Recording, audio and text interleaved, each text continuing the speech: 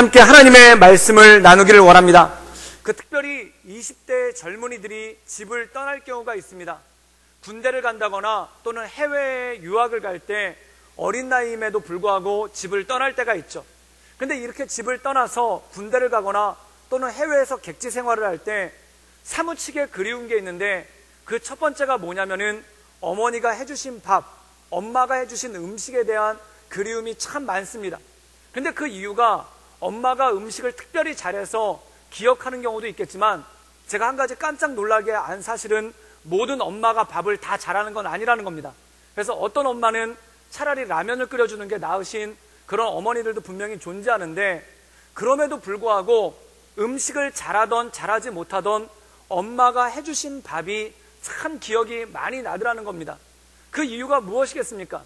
어렸을 때부터 내가 익숙하게 해왔던 것, 맛이 있고 없고를 떠나서 내가 어렸을 때부터 익숙하게 먹어온 음식이기 때문에 그 익숙한 것이 그립고 그 음식이 그립게 되는 것이 삶 가운데 있다라는 것이죠.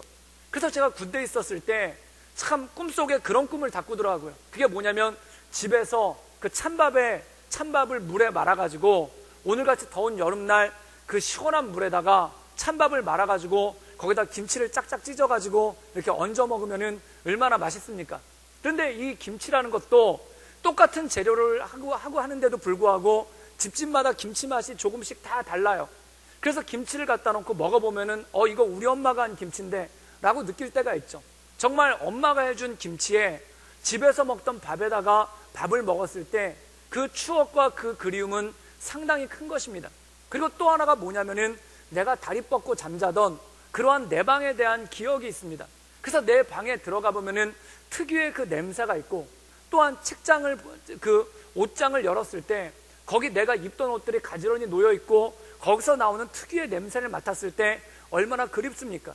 그래서 군대 가면은 정말 그리운 것 중에 하나가 뭐냐면은 내 방에 가서 다리를 길게 뻗고 한번 누워보고, 또한 어머니가 해주시는 밥을 먹어보는 게 그게 꿈이고 소원일 때가 참 많더라는 것입니다. 근데 참 놀라운 건 뭐냐면 일상적으로 살고 있을 때는 그걸 잘 못 느낀다는 겁니다. 일상적으로 살고 있을 때는 늘 집에서 먹는 밥이고, 또한 내 집에서 내가 다리 뻗고 눕는 건데, 그것을 잃어버렸을 때, 또한 그것이 상실되었을 때 그것이 정말 사무치게 그립고, 그 익숙한 것들이 그립고 그 익숙한 것들을 다시 한번 해보고 싶은 그러한 마음이 마음 가운데 간절히 든다라는 것이죠. 사랑하는 여러분, 오늘 말씀 가운데 보면은 이 노아 시대 때 홍수가 났습니다. 이 홍수가 났던 건 무엇을 의미합니까? 이전에 누리던 것, 또한 내가 이전에 해오던 모든 것들이 이 홍수와 더불어 떠내려 흘러갔다는 것입니다. 그리고 이 노아가 방주에 들어가서 구원을 얻었는데, 이 방주가 우리가 생각하는 그러한 유람선 같은 배가 아닙니다. 아마 많은 분들이 이 노아 방주에 대한 그림을 보시면은 이 노아 방주는 거북선처럼 뚜껑이 있고 지붕이 있습니다. 그리고 또 어떤 분들이 그린 상상도를 보면은 이 노아의 방주가 일반 배처럼 생기지 않고 잠수함처럼 생겨 있는 경우가 있습니다. 위에 뚜껑이 있고 창문이 옆으로 나 있는 것이 아니라 성경 말씀에 따르면은 지붕에 하늘을 향해서 나도록 창문이 나와 있습니다. 그럼 이 노아 방주가 굉장히 크기는 하지만 수많은 짐승들과 또한 이 짐승들에게서 풍겨나는 악취, 그리고 거기서 있으면서 그 어두컴컴하고 습한 그 노아 방주에서 배가 삐걱거리면서 흔들리는 소리를 듣고, 또한 수많은 광풍과 바람과 홍수가 나는 가운데 어디로 가는지도 모르게 정처 없이 떠돌아지는 이 노아의 방주에 앉아서 정말 잠은 제대로 잤겠고 식사는 제대로 했겠습니까? 그런데 이 노아 방주에 있었던 기간이 얼마냐 하면은 성경에는 1년이라고 얘기를 합니다. 그럼 이 1년 동안 그들이 노아의 방주에 있으면서 정말 사무치게 그리운 것이 무엇이겠습니까? 바로 땅에 두 발을 내딛고 설 수만 있다면, 또한 예전처럼 집을 짓고 거기서 가족들이 모여서 음식을 준비하고 같이 밭에 나가서 일을 하면서 예전의 생활로 돌아갈 수 있다면 그것을 얼마나 고대하고 얼마나 기다렸겠습니까? 그런데 오늘 말씀 가운데 보면은 그 1년이라는 세월이 지나고 홍수가 끝난 다음에 이 노아의 방주에서 나왔을 때 이 노아가 어떤 것을 했는지가 오늘 말씀 가운데 잘 나와 있다는 것입니다. 우리 함께 성경 창세기 8장 18절에서 20절까지의 말씀을 성경을 통해서 또는 자막을 통해서 함께 읽도록 하겠습니다. 우리 다 같이 읽겠습니다. 시작. 노아가 그 아들들과 그의 아내와 그 며느리들과 함께 나왔고 땅 위의 동물 곧 모든 짐승과 모든 기는 것과 모든 새도 그 종류대로 방주에서 나왔더라. 노아가 여호와께 제단을 쌓고 모든 정결한 짐승과 모든 정결한 새 중에서 제물을 취하여 번제로 제단을 드렸더니, 오늘 말씀 가운데 보면은 노아가 방주가 열리자마자 자기 가족들과 함께 무트로 이 마른 땅으로 뛰쳐나와서 한 것이 무엇입니까? 오늘 말씀 가운데 보면은 제사를 지냈다는 겁니다. 그런데 이 제사라는 것이 격식을 차려서 무슨 의리의리하게 한 그러한 제사가 아니라는 겁니다. 이 제사 장면이 잘 연상되는 것 중에 하나가 그 할리우드 영화 중에 그래비티라는 영화가 있습니다. 이 그래비티라는 뜻은 말 그대로 중력을 뜻하는 단어인데, 이 우주인이 우주선에서 지구를 돌고 있다가 갑자기 사고가 납니다. 그래서 그 우주선에 있던 사람들이 모두 죽고 여자 단 한 명만 살아남는데, 이 사람이 그 망가진 우주선에서 가까스로 탈출해서 캡슐 안에 들어가 있습니다. 근데 그 캡슐의 산소가 계속 줄어들고 있는 거예요. 그런데 밖으로 이 지구는 푸르르니 너무 잘 보이죠. 근데 그 지구로 돌아갈 수가 없이 그냥 우주에서 지구를 뱅뱅 돌며 떠돌고만 있는 겁니다. 그때 이 여자가 처음으로 기도를 해요. 그 기도가 뭐냐면은, 나는 하나님을 믿지도 않았습니다. 나는 교회에 다니지도 않습니다. 그런데 하나님, 만약에 내 음성을 듣는다면 내가 저 푸른 지구로 다시 내려가서 예전처럼 두 발을 땅에 대고 살 수 있도록 나를 도와주십시오. 그 기도를 하는 거예요. 그리고 저 푸르른 지구에 가서 한없이 숨을 쉬며, 그리고 그 푸르른 지구에서 내가 두 발을 내딛고 살 수 있도록 나를 도와주십시오. 이런 기도를 합니다. 그런데 우여곡절 끝에 그 캡슐에서 탈출을 해서 결국 지구로 내려오게 되죠.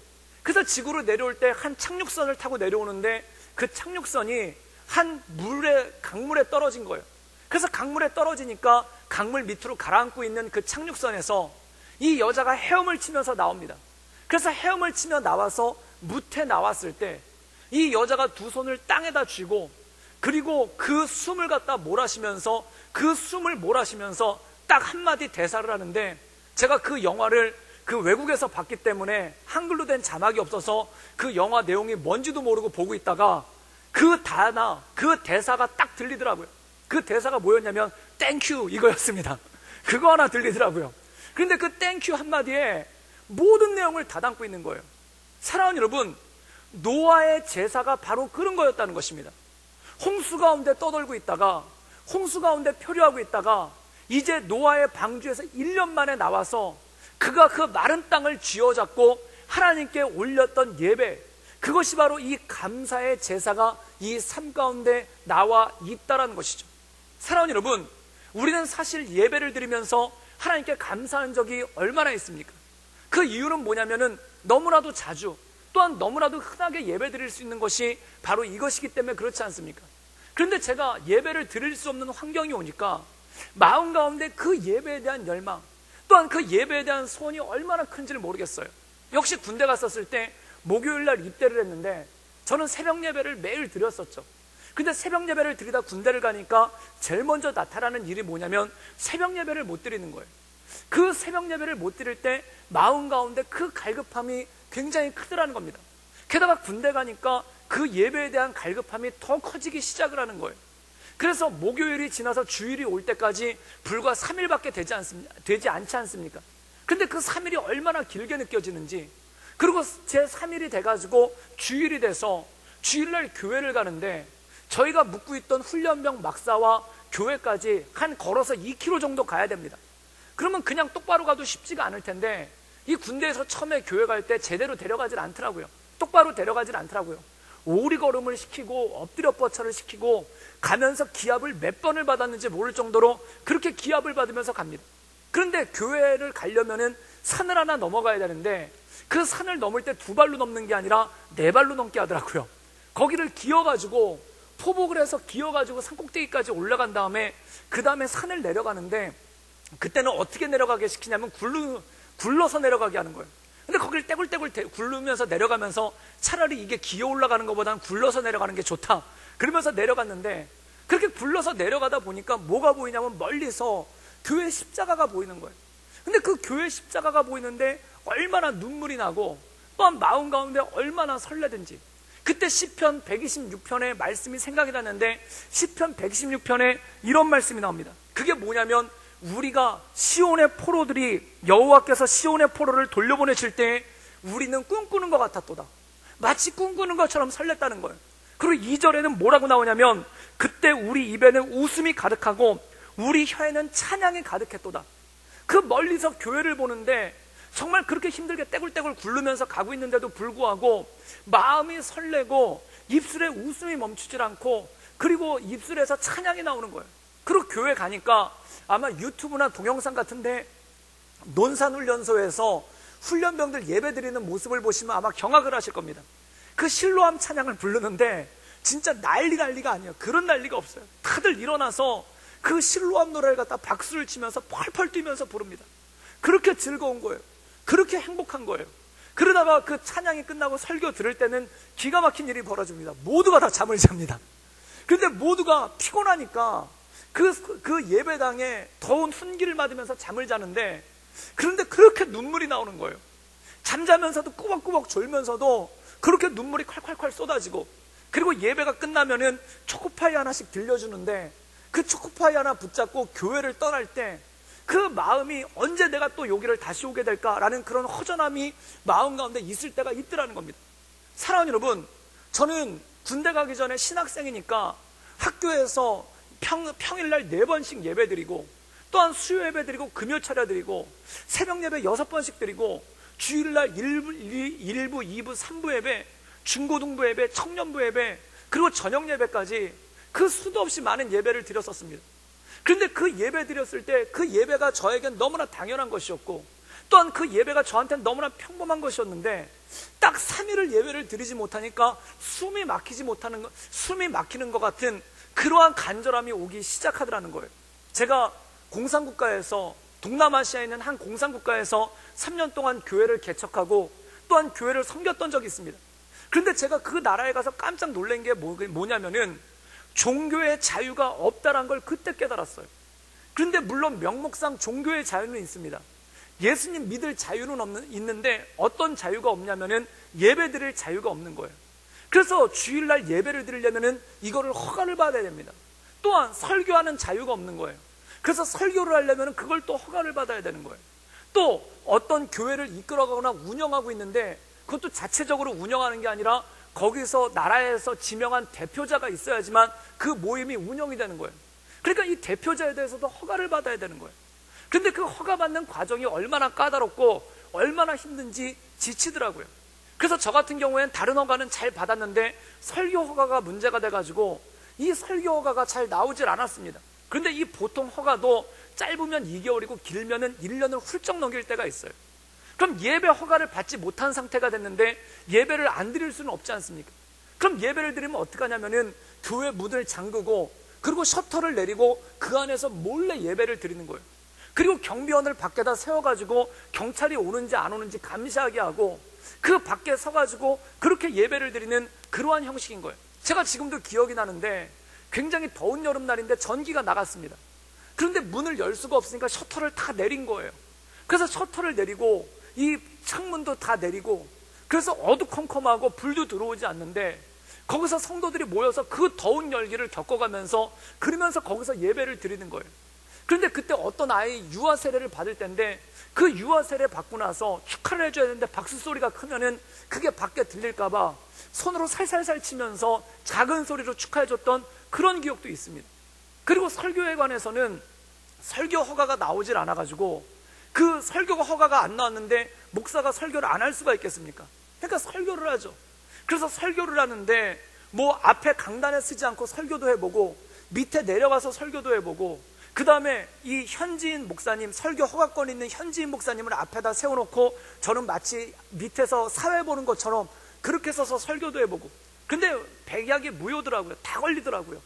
그러고 있다 보면은 어느 날 경찰들이 와요. 그래서 예배 드리고 있으면 경찰들이 문을 빼꼼 열고 들어와가지고 카메라로 그걸 찍어요. 그래서 카메라로 찍은 다음에 한 수요일쯤 되면 소환장이 옵니다. 그래서 소환장이 와서 가보면은 법을 어겼다는 거예요. 당신은 범죄자라는 거예요. 그래서 무슨 법을 어겼느냐? 설교 허가권이 없이 설교한 죄를 졌다는 거예요. 제가 설교가 죄가 된다는 걸 그때 처음 알았습니다.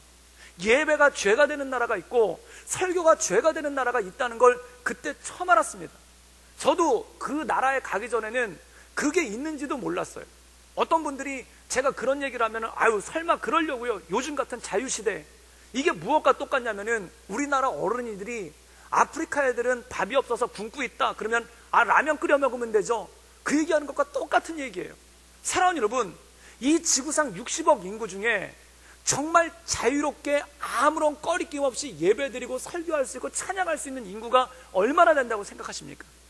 불과 이 지구상에 있는 인구들 가운데 우리처럼 이렇게 자유로운 분위기에서 예배드릴 수 있는 나라는 불과 30%에 불과해요. 또한 그 중에 나머지 60% 중에 극한 일부는 예배드리기 위해서 목숨을 걸어야 되기도 하고, 또한 예배드리기 위해서 온갖 불이익을 감당해야 되기도 하고, 또한 예배드리기 위해서 온갖 손해를 감수할 만한 그런 일들도 있어야 된다는 겁니다. 그런데 그렇게 경찰서 불려가가지고 혼나고 오고, 당신은 범죄자라는 소리 듣고 오고, 그리고 벌금을 내는데 한국 돈으로 50만 원 정도 벌금을 내고 7시간 정도 붙잡혀가지고 반성문을 쓰다 오는 거예요. 저는 다행히 외국인이라서 구금되거나 그런 일은 없는데, 그 현지인 목사님한테 들어보니까 현지인 목사님들은 구금되기도 하고 심지어 얻어맞기도 한다는 거예요. 근데 제가 그 얘기를 듣고 마음이 참 안 좋죠.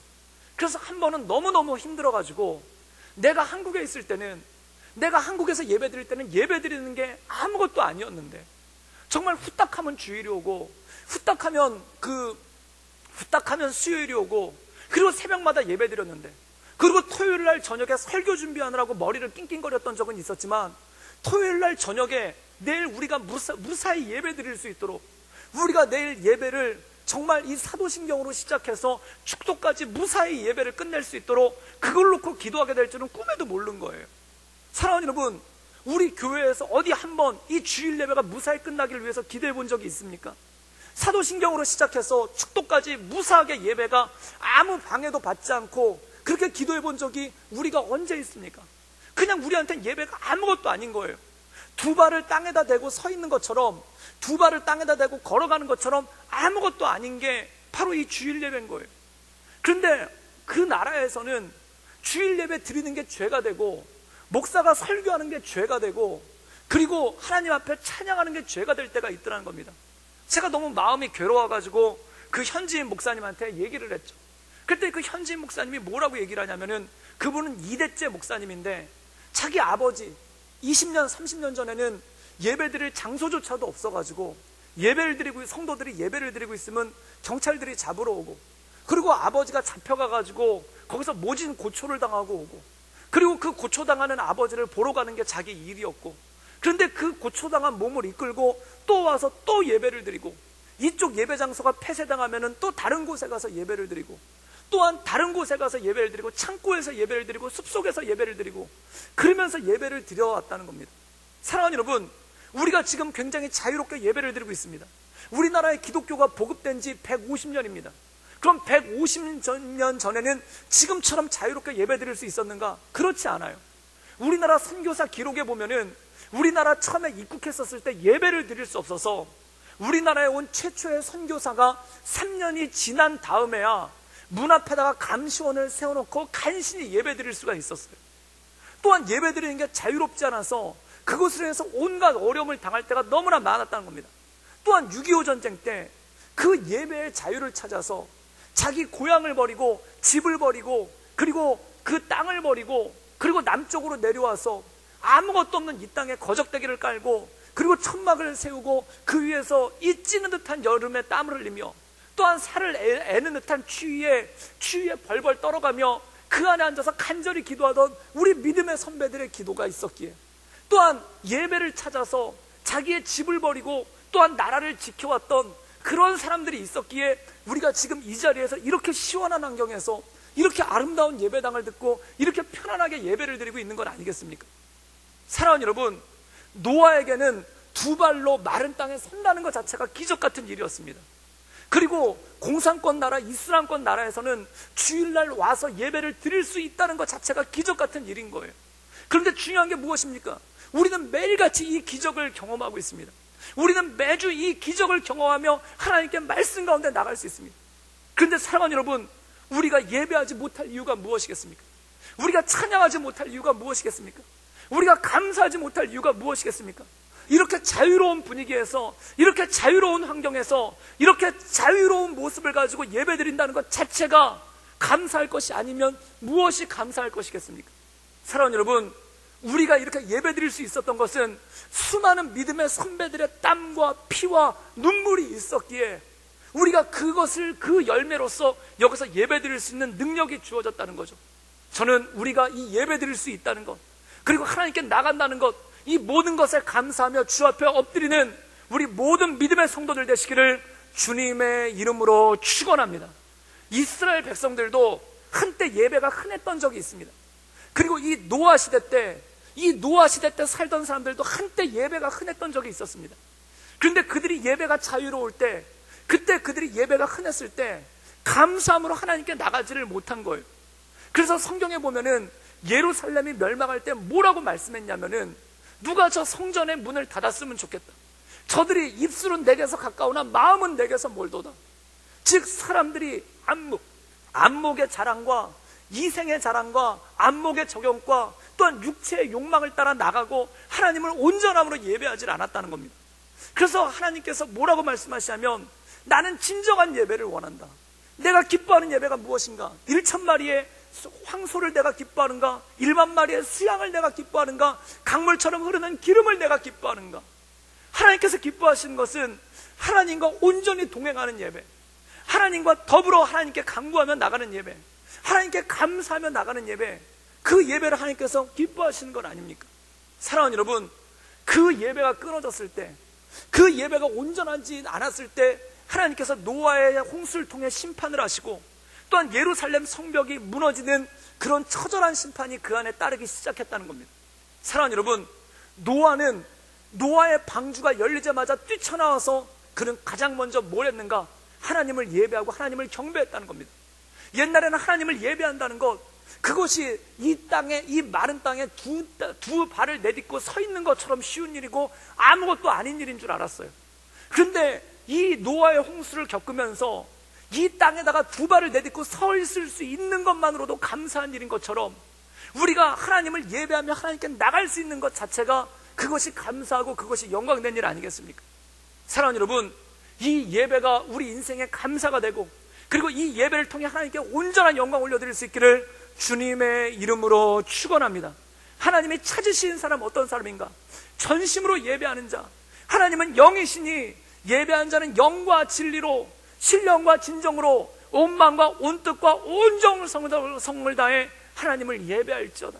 저는 우리 교회 가운데 예배에 대한 온전한 감사가, 예배에 대한 온전한 능력이 있기를 주님의 이름으로 축원합니다. 우리가 세상을 살아갈 때 이런 것들이 있지 않습니까? 제가 중국의 가정교회에 한번 가봤더니 거기는 예배를, 주일 예배를 4시간, 5시간씩 드리는 거예요. 그래가지고 제가 힘들더라고요. 그래가지고 거기 있는 그 중국의 가정교회를 인도하는 조선정 목사님한테 물어봤어요. 왜 이렇게 예배를 길게 드립니까? 그때가 2000년도 초반이었는데 그때 목사님이 그 얘기를 하더라고요. 그게 뭐냐면 다음 주에 예배 드릴 수 있다는 보장이 없어서 그렇습니다. 진짜 그 말이 맞는 거예요. 지금 오늘 예배 드렸는데 다음 주에 이 장소가 폐쇄될 수도 있고, 그리고 다음 주에 이 목사님이 잡혀갈 수도 있는 거예요. 그러니까 이 목사님이 뭐라고 얘기하냐면은, 우리는 늘 이번 주 예배가 마지막이라고 생각하며 예배합니다 라는 그런 말씀을 하시더라고요. 사랑하는 여러분, 진짜 그렇습니다. 우리 인생 가운데 우리가 예배 드릴 수 있는 시간이, 또한 우리가 예배 드릴 수 있는 공간이 천년 만년 있겠습니까? 언젠가 멈춰질 때가 있는 거예요. 제가 어떤 권사님을 만나봤더니 그 권사님이 추수감사절 예배를 너무 감동 있게 드리시고 눈물을 흘리시는 거예요. 그래서 권사님, 그리고 여쭤봤더니 그 권사님이 이런 말씀을 하는 거예요. 내가 내년에 이 추수감사 예배를 또 드릴 수 있을지, 내가 내년에 이 추수감사 예배를 또 드릴 수 있을지. 그래서 그 추수감사 예배를 드리면서 이것이 마치 내 인생의 마지막 감사절 같아서 하나님께 온전함으로 드리지 않을 수가 없더라는 겁니다. 사랑하는 여러분, 정말 그렇습니다. 우리 인생 가운데 우리가 모태신앙으로 태어나서 100년을 살면서 추수감사 예배를 드려도 100번밖에 못 드립니다. 그리고 그것이 하나하나 줄어가는 거 아닙니까? 우리가 이 땅에 태어나서 100년을 살아도 그 크리스마스 예배를 100번밖에 드리지 못하는 겁니다. 마찬가지입니다. 우리 인생에 예배 드릴 수 있는 시간이, 또한 우리 인생 가운데 예배 드릴 수 있는 힘이 그렇게 많지가 않은 것을 절감하지 않습니까? 그런데 예배를 못 드리게 됐을 때 내 삶 가운데 가장 중요한 게 바로 이거였구나. 우리가 예배가 힘들게 됐을 때 내 삶 가운데 가장 소중한 것이 이거였구나 라고 생각하지 않겠습니까? 사랑하는 여러분, 저는 우리에게 호흡이 있을 때, 또한 우리에게 능력이 있을 때, 그리고 우리에게 이 자유로운 대한민국에서 정말 힘을 다하여 우리가 예배드리고 주님을 경배하며 나갈 수 있을 때, 그때 온 마음과 온 정성을 다해 주님을 예배할 수 있기를 주님의 이름으로 축원합니다. 그것이 바로 하나님께서 기쁘게 받으시는 예배라는 것이죠. 그렇다면 노아가 이 하나님께 감사의 예배를 드렸을 때 하나님께서는 이 노아에게 어떻게 하셨는가? 우리 함께 창세기 9장 16절에서 17절까지의 말씀을 읽도록 하겠습니다. 우리 다 같이 읽겠습니다. 시작.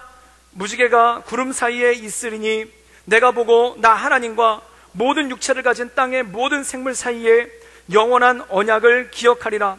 하나님이 노아에게 또 이르시되 내가 나와 땅에 있는 모든 생물 사이에 세운 언약의 증거가 이것이라 하셨더라. 오늘 말씀 가운데 보면은 하나님이 전심을 다해 예배하는 노아에게 응답을 하십니다. 그 응답이 무엇인가? 무지개를 보여주시면서 내가 다시는 너희를 물로 심판하지 않겠다라는 언약의 증표, 말씀의 증표로서 무지개를 주셨다는 겁니다. 그렇다면 사랑하는 여러분, 노아와 그의 후손들은 무지개를 볼 때마다 무엇을 기억합니까? 하나님의 언약을 기억하고 하나님의 말씀을 기억하는 것입니다. 마치 이 무지개라는 매개를 통해서 하나님의 말씀을 기억하고 하나님의 언약을 기억하게 하는 거죠. 그럼 이것이 구약시대에는 무엇이 없는가? 바로 이 무지개가 율법과 똑같다는 겁니다. 이 구약 사람들은 율법을 통해서 하나님의 언약을 기억하고 하나님의 말씀을 기억했다는 겁니다. 그럼 지금 우리가 살고 있는 이 신약시대에는 하나님께서 어떤 증표를 주셨는가? 바로 하나님의 말씀, 이 66권 성경을 통해서 하나님께서 우리에게 하나님의 언약을 알려주시고 하나님의 뜻과 계획을 알려주셨다는 것입니다. 사랑하는 여러분, 하나님의 말씀 가운데 날마다 굳건히 서나갈 수 있기를 주님의 이름으로 축원합니다. 제가 신학교 다닐 때, 저는 신학대학원 2000학번인데 그 가면은 처음에 갔었을 때 이 학생들 명부가 있어요. 그래서 우리 교회에서 주는 요람처럼 사진 수첩이라는 걸 주는데 거기에 그 사람의 얼굴이 있고 이름이 있고 그 다음에 몇 살인지 나이가 나와 있고 그리고 어느 교회 다니는지 교회가 나와 있고 그리고 이 사람이 어디 출신 대학교인지 그 출신 대학교가 나와 있어요. 그래서 그 사람에 대한 웬만한 정보는 그 사진 수첩을 보면 다 알 수가 있습니다. 근데 그걸 넘기다 보니까 굉장히 특별하신 분이 있는데, 원래 신학대학교가 저는 좀 젊은 축에 속해서 그때 28살이었는데 좀 나이가 많으신 분들은 60이 훨씬 넘으신 분들도 있어요. 그런데 이렇게 보다 보니까 어떤 분이 있는데 이름이 약간 특이하신 거예요. 그리고 이름만 특이할 뿐만 아니라 나이도 40이 훨씬 넘어서 50에 가까우신 분입니다. 그런데 이분이 나온 출신 대학교가 기가 막힌 거예요. 이분이 나온 출신 대학교가 뭐냐면 김일성 종합대학을 나왔습니다. 그래서 보니까 이분이 귀순을 하신 분인 거예요. 근데 김일성 종합대학을 나왔는데 나중에 이분 신기하지 않습니까? 그래가지고 저희가 가가지고 이분한테 막 물어보기도 하고, 그러니까 나중에 이분이 저희 동기들을 모아놓고 한번 간증을 하시더라고요. 근데 그 간증을 듣는데 그 내용이 뭐였냐면, 이분이 원래 김일성 종합대학인데 김일성 군사종합대학, 우리나라로 치면 육군사관학교를 나온 거예요. 그러니까 그 정도 나올 정도면 출신 성분이 진짜 뭐 성골 중에 성골이고 진골 중에 진골입니다. 정말 뼈까지 빨간색이고 뼈까지 김일성 주체제사장으로 꽉 차 있는 사람이 그분이고 그분 집안인 거예요. 그래서 이분이 얼마나 충성도가 높았는지 나중에 군인으로 복무한 게 아니라 국가보위부, 우리나라로 치면 안기부나 국정원 같은 거기서 일을 했는데, 또 이분 담당이 뭐냐면 종교 담당이라는 겁니다. 그런데 이 종교 담당자들이 진짜 뼛속까지 빨간색이고 뼛속까지 주체사상으로 꽉 차 있지 않으면 그런 걸 안 시켜요. 그런데 이분이 가서 하는 게 뭐냐면 북한에 있는 기독교인들을 색출하는 건데, 특별히 고위급 중에 기독교인이 있는지 없는지 그걸 보고 색출을 해내는 게 이분의 임무라는 거예요. 그래서 그 임무 중에 하나가 뭐냐면은 이 고위급들을 색출하는 기준이 집에 성경이 있나 없나 그거를 찾는다는 겁니다. 그래서 몰래 가가지고 성경이 있나 없나를 찾아봐서 성경이 발견되면은 그 사람들을 죽이기도 하고 또한 수용소로 보내기도 한다는 거예요. 그래가지고 이분이 성경을 압수를 해가지고 그걸 불태우는 게 이분의 일이죠. 그런데 어느 날 그 성경을 갖다가 이분이 그 보위부에서 중좌, 우리나라로 치면 중령까지 있었던 분인데, 근데 이분이 성경을 뺏어가지고 자기 사무실에다 놓고 그 다음날 다 소각을 하는 거예요. 그런데 어느 날 성경을 갖다가 가져왔는데, 하나를 압수해가지고 자기 집 책상에다 놨는데, 그 자기 사무실 책상에다 놨는데 성경을 불태우려고 하는데 궁금하더라는 겁니다. 도대체 저게 뭐길래 사람들이 목숨을 거는가? 저거 가지고 있으면 죽는지 뻔히 아는데 왜 목숨을 걸고 저거를 가지고 있고 저걸 읽으려고 하는가? 그게 궁금해가지고 나도 한번 읽어볼까 그 생각이 들더래요. 그런데 이러면 안 되지. 그래가지고 있는데 호기심이 나는 거예요. 그래가지고 읽을까 말까 하다가 한번 읽어봤답니다. 그래서 창세기 1장부터 우리가 읽은 그 노아 홍수가 나오는 창세기 6장까지 그걸 읽고, 이건 뭐 말도 안 되는, 그래가지고 그걸 집어 던졌대요. 그래서 집어 던지고 난 다음에 또 보니까 그 성경이 자기를 부르는 것 같더라는 겁니다. 그래서 성경이 자기를 부르는 것 같아가지고 그 성경을 또 읽었더니 창세기 후반부에 그 유다가 자기 며느리 다말과 동침해서 아들을 낳는 이야기가 나오지 않습니까? 그걸 보면서 이거 완전히 막장이구만 그러면서 그걸 또 집어 던졌대요. 뭐 이런 상스러운 얘기가 막 이러면서 그걸 집어 던졌대요. 그런데 또 있다가 또 궁금한 거예요. 그래서 성경이 자기를 부르더라는 겁니다. 또 읽다가 홍해바다 갈라진 걸 보고 뭘 이런 말도 안 되는, 그리고 또 집어 던졌다가, 그리고 또 펴서 읽고, 그러다가 어디까지 갔냐면은 사도행전 9장까지 간 거예요. 사도행전 9장에 이 사울이 바울 되기 전에 사울이 이 다메섹으로 핍박을 하기 위해서 군대를 이끌고 가지 않습니까? 그때 거기서 예수님을 만나는데, 그때 그가 밝은 빛을 보면서 사울아 사울아 네가 나를 왜 핍박하느냐, 주여 누구십니까? 네가 핍박하던 예수다. 그 말씀이 이분 마음 가운데 들어가고, 이 말씀이 그분이 하나님의 음성이 된 거예요. 그가 거기서 무릎을 꿇고 주여 누구십니까? 그때 하나님의 음성이 들린 거예요. 네가 핍박하는 예수다. 그때 거기서 그분이 예수님을 믿고 회심을 하게 된 거예요. 그래서 예수님을 믿고 회심했는데, 그리고 성경을 매일같이 읽는데 그 다음부터 눈물이 뚝뚝뚝 떨어지고, 그 하나님의 사랑이 얼마나 큰지 감당할 수가 없더라는 겁니다. 그런데 사람이 변한 거를 왜 주변 사람들이 모르겠습니까? 그래서 의심을 사기 시작하니까 이분이 탈북을 한 거예요. 그래서 탈북을 했는데 탈북한 이유가 딱 하나입니다.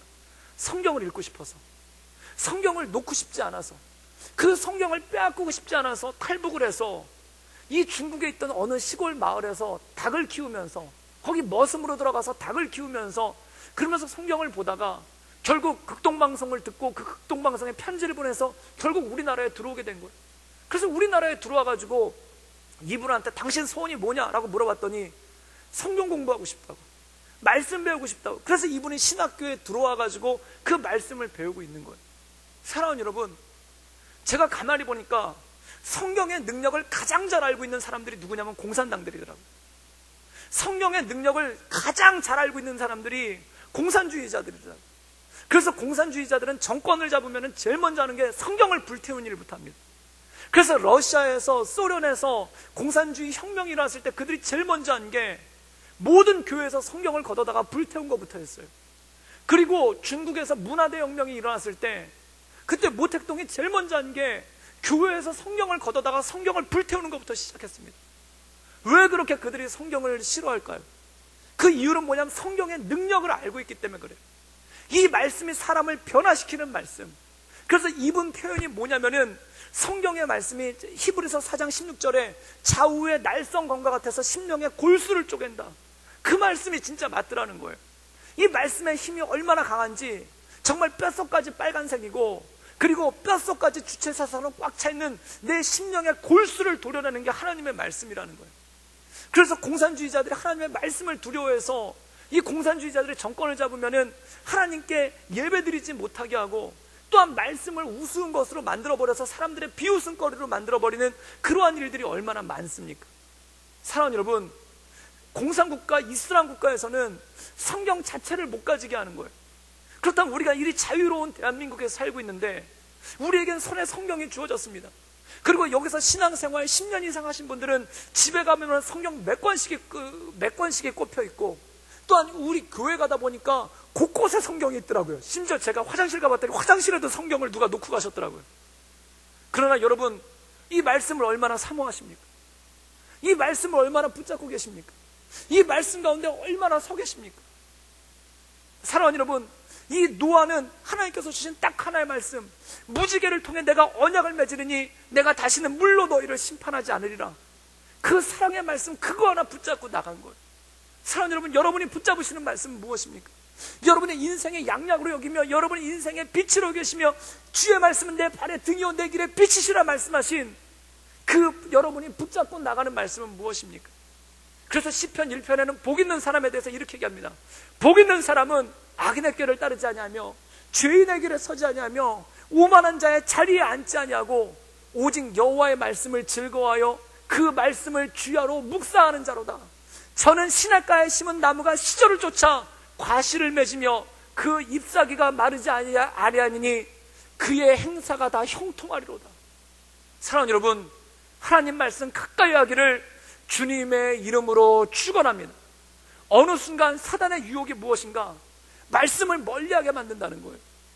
교회는 오래 다녔는데, 교회에서 여러 가지 행사에는 참여하는데, 교회에서 여러 가지 봉사는 하는데, 교회에서 여러 가지 일들을 하는데 어느 순간 말씀을 멀리하고 있고 어느 순간 예배를 멀리하고 있는 내 모습이 이 안에 있더라는 겁니다. 예배당에 앉아있기는 앉아있지만 전심을 다해 드리는 예배가 아니라 그냥 나가는 예배가 될 때가 있더라는 겁니다. 사랑하는 여러분, 저는 우리 교회가, 또한 더 나아가 우리 대한민국의 교회가 말씀을 회복하는 교회, 기도를 회복하는 교회, 예배를 회복하는 교회가 되기를 주님의 이름으로 축원합니다. 그 안에 능력이 있는 것입니다. 제가 이번에 필리핀에 가서 김바울 선교사님이 섬기시는 그 선교 훈련센터를 가봤는데 참 많은 은혜를 받았어요. 그 많은 은혜를 받은 것 중에 하나가 그 선교 훈련생들, 필리핀 사람들이랑 인도네시아 사람들을 훈련시키는데 그 사람들이 새벽에 나와서 기도하고 그리고 낮에는 말씀을 공부하고 저녁엔 예배를 드리더라고요. 복잡한 게 하나도 없더라고요. 새벽에 예배, 낮에 말씀, 저녁에 새벽에 기도, 낮에 말씀, 저녁에 예배, 그 세 개 외에는 아무것도 없더라고요. 그런데 그 세 개가 사람의 마음을 뜨겁게 하고 그 말씀과 기도와 예배 그 세 가지가 사람의 마음을 뜨겁게 하고 그 사람의 마음을 불타오르게 만들더라고요. 사랑하는 여러분, 그거 외에 무엇을 논하겠습니까? 그거 외에 무엇을 말할 수 있겠습니까? 축구선수한테 할 수 있는 가장 큰 욕이 뭐냐면은 쟤는 축구 빼고 다 잘해. 그게 가장 큰 욕이라는 겁니다. 사랑하는 여러분, 성도를 향한 가장 큰 욕이 뭐겠습니까? 저 사람은 예배와 기도와 말씀 빼고 다 잘해. 물론 다 잘하면 좋죠. 그러나 여러분, 말씀과 기도와 예배 가운데 굳건히 뿌리를 내리며 하나님의 인도하신 가운데 온전함으로 살아갈 수 있기를 주님의 이름으로 축원합니다. 사랑하는 여러분, 우리 믿음의 선조들은 이 자유롭게 기도하는 세상을 위해, 자유롭게 말씀 보는 세상을 위해, 자유롭게 예배하는 그 나라를 위해 피를 흘리고 땀을 흘리고 눈물을 흘렸습니다. 그 기도의 결과로 정말 우리가 너무나 자유롭게 기도하고 너무나 자유롭게 말씀 보고 또 너무나 자유롭게 예배 드릴 수 있는 그 특권을 누리고 있지 않습니까? 사랑하는 여러분, 특권을 특권으로 알지 못하면 이것은 무엇과 똑같습니까? 성경에 이렇게 나옵니다. 돼지에게 진주를 던져주는 것과 똑같다라는 겁니다. 그 가치를 알지 못한다는 거예요. 이 자유롭게 예배 드릴 수 있는 이것이 너무나 소중한 것인데 이것에 감사하지 못한다면, 이것을 우리가 온전하게 귀한 것으로 여기지 못한다면 마치 돼지에게 진주를 던져준 것과 똑같은 그러한 어리석음에 빠지는 것과 똑같다는 것입니다.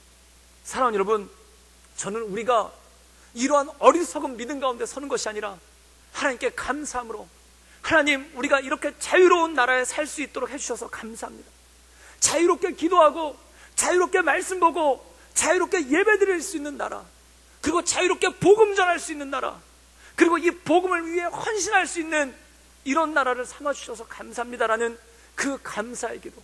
노아가 방주를 박차고 나왔을 때 그가 가장 먼저 하나님께, 하나님 감사합니다, 다시 이 땅에 두 발을 내딛게 해주심을 감사합니다 라고 감사의 제사를 올렸던 것처럼 우리 인생과 우리 삶 가운데 온전한 감사와 온전한 예배가 넘쳐나는, 또한 온전한 기도가 넘쳐나는 그런 우리 구덕교회 될 수 있기를 주님의 이름으로 축원합니다.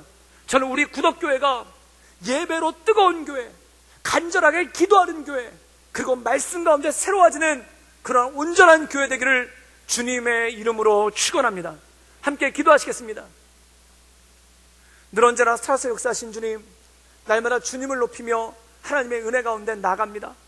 하나님, 자유롭게 기도하기 위해, 또한 자유롭게 말씀 보기 위해, 자유롭게 예배하기 위해 얼마나 많은 사람들이 눈물로 기도하고, 또한 얼마나 많은 사람들이 피 흘려 순교하고, 또한 얼마나 많은 사람들이 땀을 흘리며 헌신했습니까?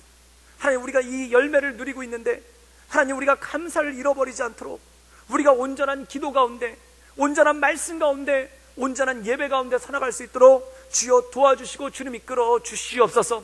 그리고 이것을 지키기 위해, 또한 이러한 것들을 우리 후손들에게 물려주기 위해 우리가 깨어 근신하며 하나님의 말씀 가운데 날마다 온전함으로 살아갈 수 있도록 주여 도와주시고 주님 역사하여 주시옵소서. 주님께 모든 것을 탁드려오며 살아서 역사하시는 주 예수 그리스도의 이름으로 감사하며 기도드리옵나이다. 아멘.